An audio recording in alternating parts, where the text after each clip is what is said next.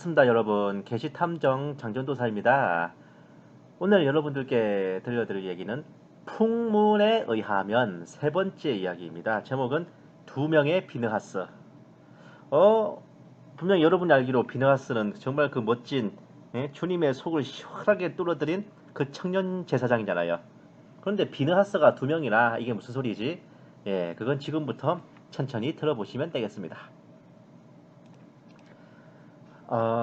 본 게시탐정이 두 차례에 걸쳐서 이제 풍문에 의하면 그렇고 그렇다는 그 목사와 여전도사의 사연을 추리해서 여러분들께 이야기해 드렸잖아요. 사실 풍문에 의하면 이 이야기는 기독신문에 두 차례 보도된 바 있으며 본 게시탐정은 오로지 그 두 편의 기사를 읽고 추리해서 두 번의 방송을 만들었습니다. 뭐 요새 언론이 하는 꼴 보면 신문 기사도 풍문은 풍문이에요. 어쨌든 노회기소위원회에서 거의 법정 사기극에 가까운 깽판을 친 것을 어떤 의기 넘치는 분께서 홀로 막아서신 덕분에 이 사건은 총회 재판부로 넘어갔습니다. 참으로 그 노회원, 성함이 노회원 씨가 아니라 그 노회 회원이라는 뜻이에요. 그 노회원 목사님께서는 옛적 청년 제사장 비느하스처럼 불의한 와중에 하나님의 속을 시원하게 해드린 의로움을 보여주셨어요. 악이 있는 곳에는 정의의 바람이 분다는 것을 확실히 보여주신 하나님 앞에서 그 노회를 대표하는 증인으로 굳건히 서주셨습니다. 하나님께서는 이분을 보시고 그 노회를 그래도 의롭다고 해주실 거예요. 그러는 와중에 참으로 기가 막히고 코가 막힌 일이 있었으니 최초에 이 사건에 대해 다루었던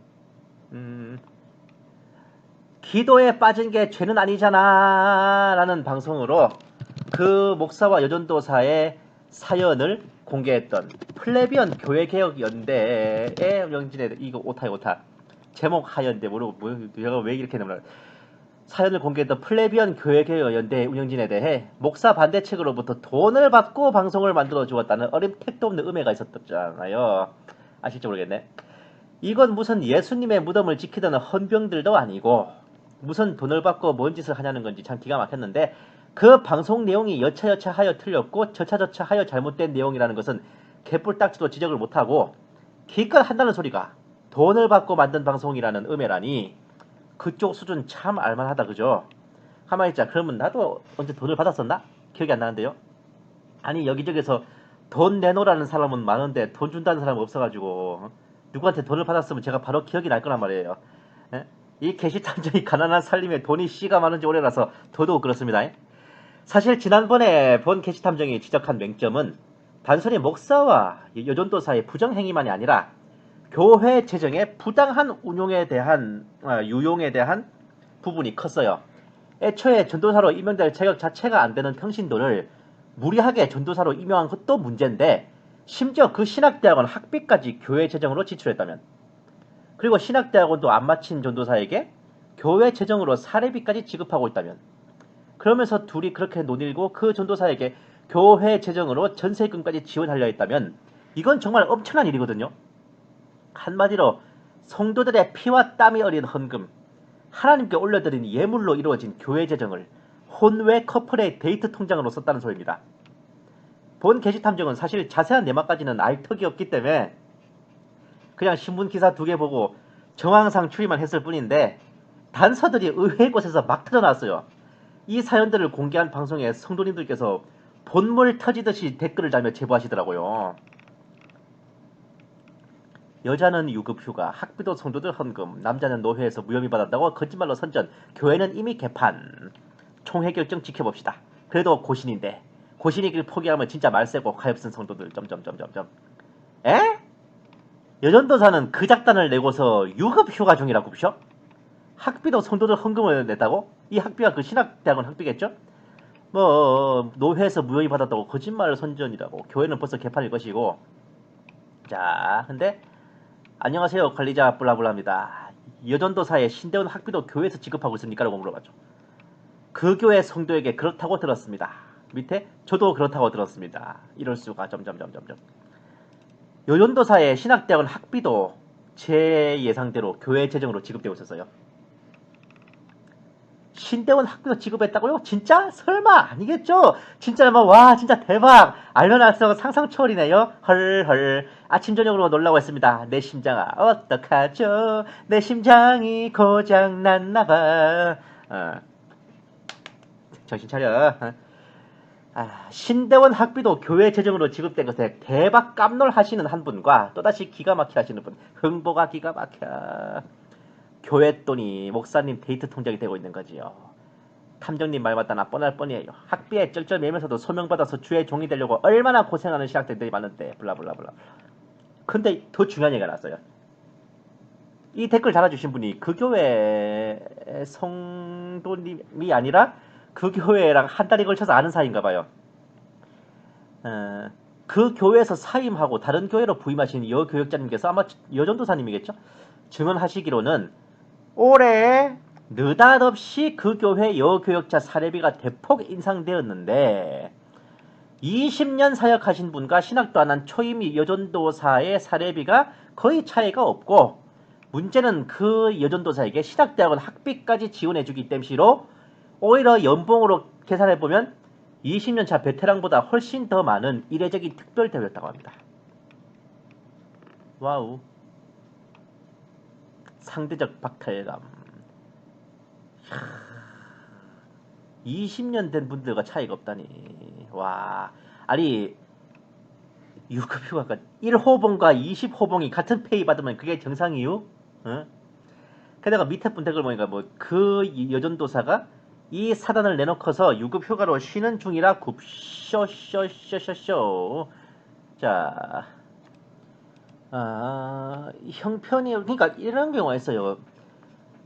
그 교회를 섬기는 주의 종이 되려고 이제 소명을 받은 사람이 좀 형편이 어려워가지고 교회에서 이제 장학금을 지원해 준다든지 하는 경우가 있고, 그리고 목사님 추천으로 이제 신대원 들어가는 그런 광경을 많이 봤단 말이에요. 그러니까 목사 추천으로 신학교 들어간다 하는 경우가 이런 케이스죠. 그런데 문제는 오탄이 교신이 아니라 고신 측 교단에서 기도 은사자, 이게 굉장히 웃기는 소리인 게 고신 측 교단은 신비주의 은사주의 이런 걸 별로 인정 안 해요. 여기는 방언 은사 이런 거 되게 별로 그렇게 터부시하거든요. 그런 교단에서 은사자를 전도사로 세워? 이거는 참 신기한 겁니다. 문재인이 대통령 된 거 이상으로 신기한 일이야 그게. 자, 근데 은사가 대체 뭔지도 몰라. 그런 여자를 목사님 혼자 강제로 교육자로 밀어붙여서 교회 예산으로 입혀주고 닦아주고 축혀주고. 목사와 대체 무슨 관계길래 그리 좁은 차니 몇 시간씩 늘 함께 붙어다니고 들어오고 나가는 시간대가 똑같고 아파트까지 들어다나요? 단둘이? 상식적으로 이게 교역자 세우는 건가요? 제가 보기에는 적어도 여친 대접 같은데요. 세상 사람 다 잡고 물어보셈. 이거 고신총회에서 이걸 알면은 가만 놔둘까 과연? 그 교단의 근간 이념을 뒤엎는 짓인데. 자, 댓글. 그 은사 좋아하는 순복음에서도 저따구로 전도사를 안 세운답니다. 근데 하물며 고신해서 큰일 날 일이죠. 이거는 총회가 정말 제정신 박힌 상태라면 이거는 노발대발해야 정상인 겁니다. 와, 세상에나 고신교단에서 이게 무슨 일합니까? 그 여전도사는 아직 그 교회에 있을까요? 설마 아직 있는 거 아니겠죠? 아직 있습니다. 유급휴가를 받으며. 당연히 그 여전도사가 나갔으리라 생각하시지만 앞에 언급되었듯이 무려 유급휴가 중이십니다. 이 댓글 쓰신 분은 그 교회 성도님이세요. 그럼 그 무슨 휴가 기간 동안 꼬박꼬박 성도들의 헌금으로 돈을 타간다는 거 아니에요. 자, 더 기가 막힐 제보가 이어집니다. 전세금 지원은 지방에서 오신 교역자에 해당되는 겁니다. 해당 여전도사는 차로 교회까지 20분 거리, 걸어서도 왔다 갔다 하겠는데 이 정도면. 근데 담임 목사가 전세금 지원 알아보다가 사건이 터져서 안타깝게도 중단되었다. 그러니까 이 교역자 전세금 지원이 지방에서 올라와서 거처할 곳이 좀 마땅치 않은 그런 교역자님들 대상으로 지원하는 거였단 겁니다. 야, 이 목사는 부임하자마자 이거부터 알아봤나? 자, 집이 가까워서 차량 운행도 안 하고 운행 횟수도 적어서 배터리 방전될까봐 블랙박스를 빼놨다고요?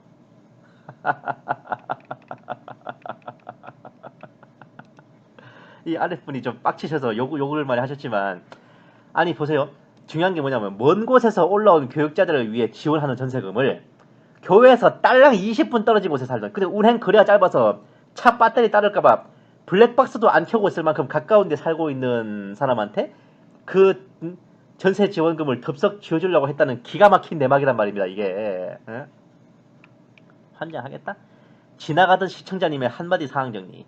결론은 목사님이 연인 되시는 노처녀 여집사를 무리하게 교육자 만들어서 생업도 해결, 집도 해결, 연애도 해결, 1타 쌍피, 1타 3P 트리플 악셀을 달성하신 케이스입니다. 와, 빰빠바밤빰빠밤빠밤. 실패했지만, 속담으로 정리해보자면 이런 상황. 꽁 먹고 알 먹고 깃털 뽑아 글씨 쓰고 둥지 뜯어 불 피우고 마당 쓸고 동정 죽고 님도 보고 뽕도 따고 국 쏟고 손 대이고.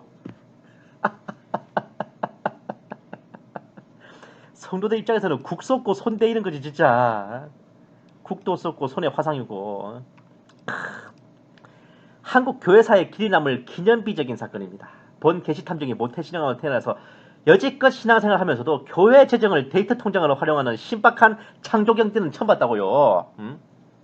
어디선가 많이 보던 것 같이 느껴지는데 문득 생각났어요. 바로 사무엘상에 나오는 사사 엘리의 아들 홈리와 비나스가 그랬습니다. 하나님께 바치는 제물을 띵까고 성막에서 근무하는 여사역자와 썸 타는 짓을 말입니다.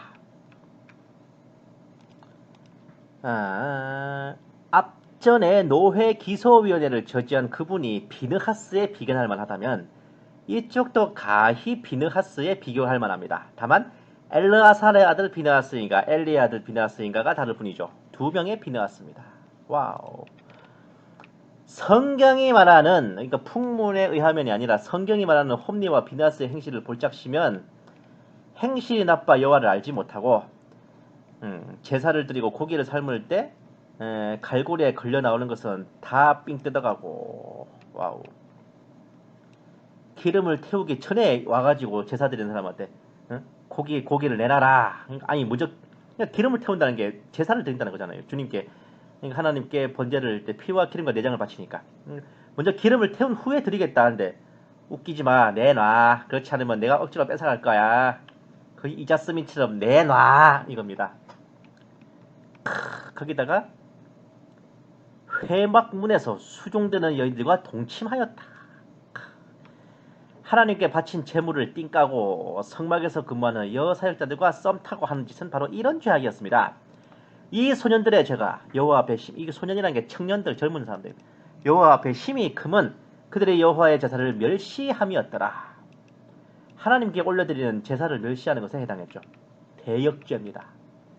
아들들의 그러한 폐악질을 들어 알고 있으면서도 몇 마디 대충 꾸짖기만 하고 그런 그들의 견장을 떼고 내쫓지도 않고 제사장직에서 자르지도 않고 벌을 주지도 않고 방관했던 엘리 제사장. 어째 어느 목사와 여전도사 그리고 그 교단 노회 기소위원회가 문득 생각나려고 합니다. 그 결과가 무엇인지 우리는 너무도 잘 알고 있어요. 자, 한번 볼까요?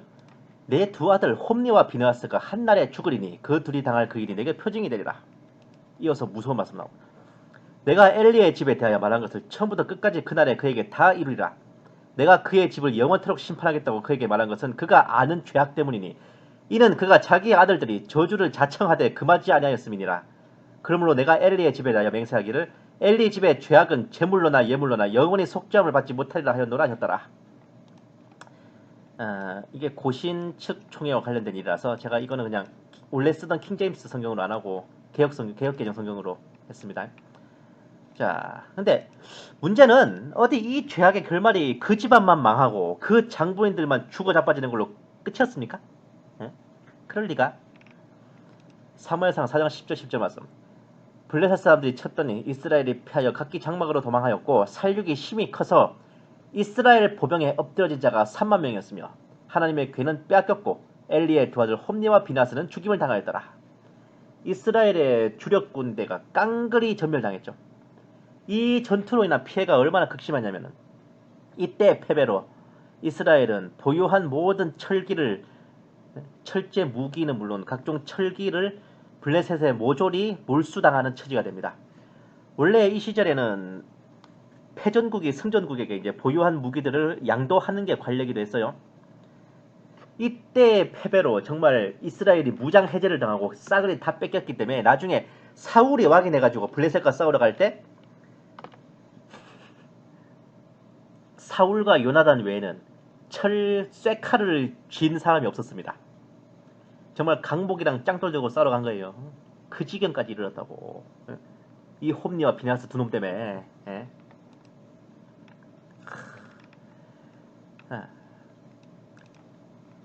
이스라엘이 블레셋 사람들 앞에서 도망하였고 백성 중에는 큰 살육이 있었고 당신의 두 아들 홈리와 비나스도 죽임을 당하였고 하나님의 궤는 빼앗겼나이다. 자, 하나님의 궤를 말할 때 엘리가 자기 의자에서 뒤로 넘어져 문 곁에서 목이 부러져 죽었으니 블라블라블라블라. 엘리는 그 40년의 성역을 뒤로 낮아빠져 목이 부러져 죽는 것으로 끝맺었습니다. 자, 마지막. 이르기를 영광이 이스라엘에서 떠났다 하고 아이 이름을 이가봇이라 하였으니 하나님의 궤가 빼앗겼고 그의 시아버지와 남편이 죽었기 때문이며 또 이르기를 하나님의 궤를 빼앗겼으므로 영광이 이스라엘에서 떠났다 하였더라. 막 아들을 낳은 엘리의 며느리 비나스의 아내는 그 참담한 비보를 전해 듣고 아이 이름을 이가봇 영광이 이스라엘에서 떠났다는 것으로 지으며 이스라엘의 운명을 선포했습니다. 이것을 과연 그 교회와 교단에 적용시켜보면 어떻겠습니까? 홈리와 비나스처럼 그런 그릇된 행실들을 벌하지 않고 엘리처럼 방관하고 놔두었다가 과연 어떻게 될 것 같습니까? 하나님의 언약궤를 빼앗기고 영광이 이스라엘에서 떠났던 것처럼 하나님께서 그 교회와 교단에 주신 촛대를 걷어가지 않으실 것 같습니까? 길게 말하지 않겠습니다. 장군인들이 회개하고 겸비하여 하나님과 교회와 성도들 앞에 스스로 마땅한 조치를 취하지 않는다면 총회재판부의 공명정대한 재판과 판결을 삼가 청합니다. 옛적 홈리와 비나스의 고사를 반드시 기억하시고 합당한 조치를 하여 주시기를 부탁드립니다. 고린도전서 10장 11절 말씀.